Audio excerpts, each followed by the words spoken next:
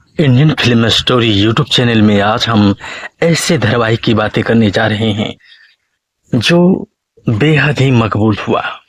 हम बात कर रहे हैं दिया और बातें।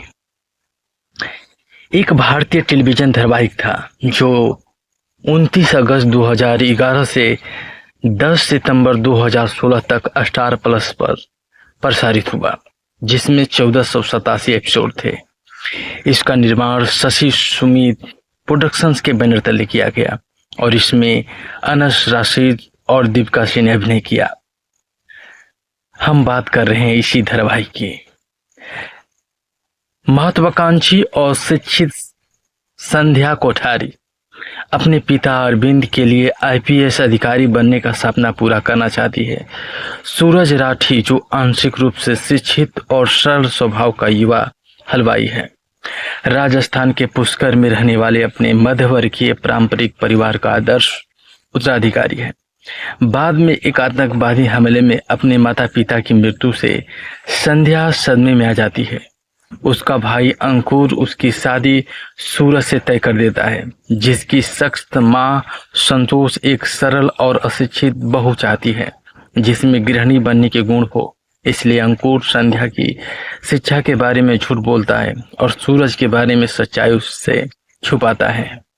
अपनी शिक्षा और सपनों को त्याग कर संध्या सूरज से शादी कर लेती है और अंकुर के झूठ का सच जानकर संध्या निराश हो जाती है और उसका रूखा व्यवहार सूरज को उलझन में डाल देता है।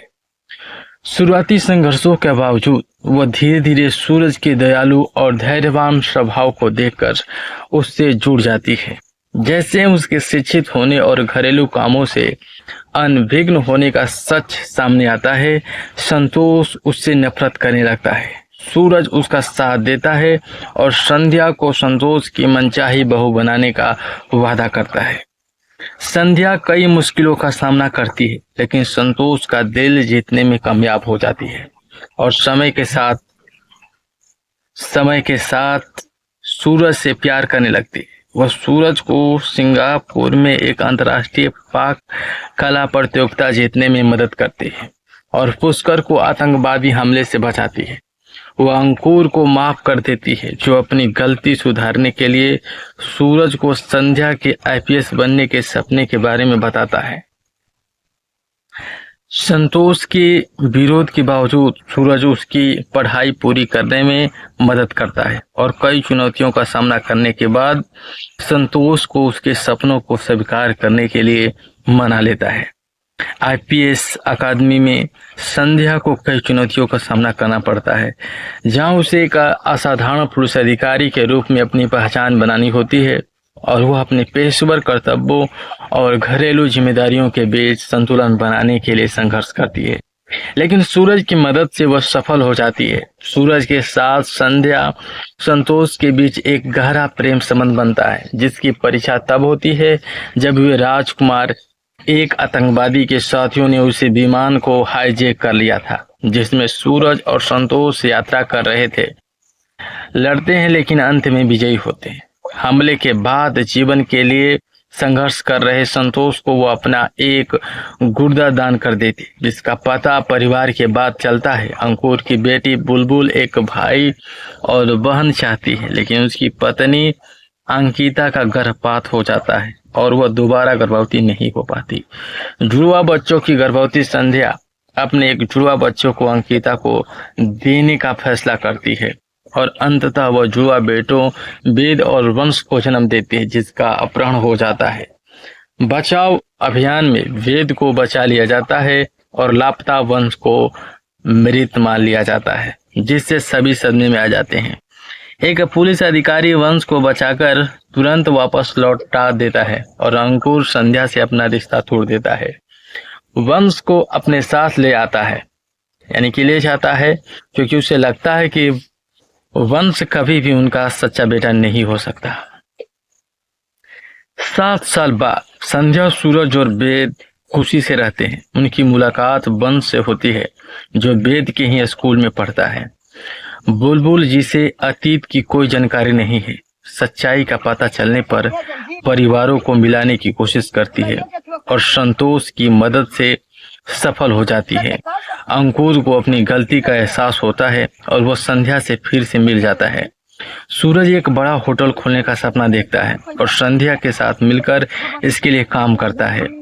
इसी बीच संध्या को महाबली नामक एक बेहद खतरनाक मिशन पर भेजा जाता है, जहां उसे पश्चिम बंगाल में एक खतरनाक आतंकवादी को उसके इलाके में हराना होता है। वह सागरिका बनकर वहां से चली जाती है और एक ट्रेन दुर्घटना में मृत्यु होने का नाटक करती है।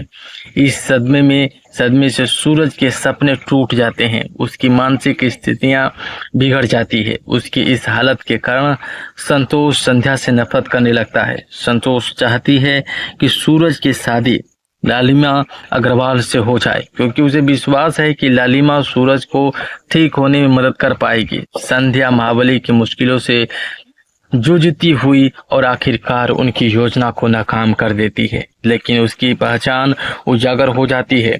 आतंकवादी उसे पकड़ लेते हैं और लगभग जान से मार देते हैं। सूरज को पता चलता है कि संध्या जिंदा है और उसकी मदद करने के लिए मिशन पर उसके साथ चला जाता है। वे मिशन पूरा करते हैं और घर लौट आते हैं।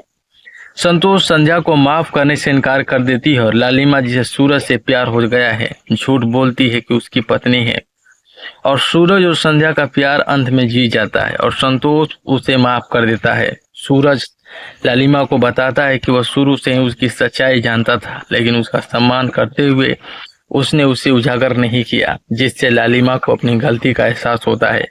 बाद में संतोष द्वारा लालिमा के साथ छेड़छाड़ करने के प्रयास में सूरज के सबसे छोटे भाई मोहित की हत्या कर दी जाती है। महिला अधिकार कार्यकर्ताओं के मदद से संध्या उसे जमानत पर छुड़ा लेती है। राठी परिवार लालिमा और प्रमोद की शादी का जश्न मनाता है। संतोष पाकिस्तान से नफरत करती है क्योंकि बचपन में सीमा पर हुए एक दुखद हादसे में उसके छोटे भाई की मौत हो गई थी। आरजू के पाकिस्तानी होने से अनजान वह आर्यन से उसका रिश्ता तय कर देती है और वह उसकी दादी की मृत्यु के बाद गोद ले लेती है। शुरुआत में संध्या को शक हो जाता है कि आरजू एक आतंकवादी है। बाद में संध्या न केवल आरजू को भयानक गलतफहमी से बचाती है, बल्कि संतोष द्वारा उसे स्वीकार किए जाने में भी मदद करती है। संध्या और सूरज अंधविश्वास से लड़ते हैं और बाद में पूर्व भी सूरज के चचेरे भाई ओम की जुनूनी पत्नी के अपराधों को उजागर करने में मदद करते हैं। सूरज का एक्सीडेंट हो जाता है, वह व्हील चेयर पर आ जाता है। संध्या अपनी नौकरी छोड़कर उसकी मिठाई की दुकान चलाने का फैसला करती है, जिसे सूरज और परिवार दोनों नाखुश हो जाते हैं। संध्या के कनक नाम की बेटी को जन्म देने के बाद सूरज अपनी विकलांगता पर काबू पाकर चलने फिरने और अपनी दुकान चलाने में सक्षम हो जाता है। संध्या को कमिश्नर से प्रस्ताव मिलता है कि वह पुलिस में दोबारा शामिल हो जाती है। इसी बीच उसकी मुलाकात आईपीएस अर्पिता खन्ना से होती है, जो पहले संध्या को अपनी प्रतिद्वंदी मानती है, लेकिन बाद में उसकी सबसे अच्छी सहयोगी बन जाती है और कई मामलों को सुलझाने में उसकी मदद करती है। जल्द ही वंश को अपने जन्मदाता माता पिता के बारे में सच्चाई पता चलती है, लेकिन उन्हें सौंप देने के कारण वह उससे नफरत करने लगता है। 4 आतंकवादी अंकुर और अंकिता की हत्या कर देते हैं और राठी परिवार के पड़ोस के निवासियों को भी बंधक बना लेते हैं, जिनमें वे दोनों भी शामिल है। संध्या और सूरज बहादुरी से नागरिकों को बचाते हैं। अपने माता पिता की निस्वार्थता और साहस देखकर वंश उन्हें माफ कर देता है और परिवार फिर से एक हो जाता है। लेकिन यह मिलन ज्यादा देर तक नहीं टिकता। संध्या और सूरज आतंकवादियों को फंसाने और उसे दंडित करने की नाकाम कोशिश करते हैं। आतंकवादी नेता कनक का अपहरण कर लेता है और संध्या और सूरज को बम की गोलियां खिला देता है। संध्या और सूरज नदी में कूदकर परिवार और अन्य लोगों को जान दे देते हैं, अलविदा कहते हैं और फिर विस्फोट हो जाता है। सूर्यास्त से पहले संध्या का मंगलसूत्र और सूरज की माला पानी में उलझ जाते हैं, जो इस बात का प्रतीक है कि मृत्यु भी उन्हें अलग नहीं कर सकती। और इस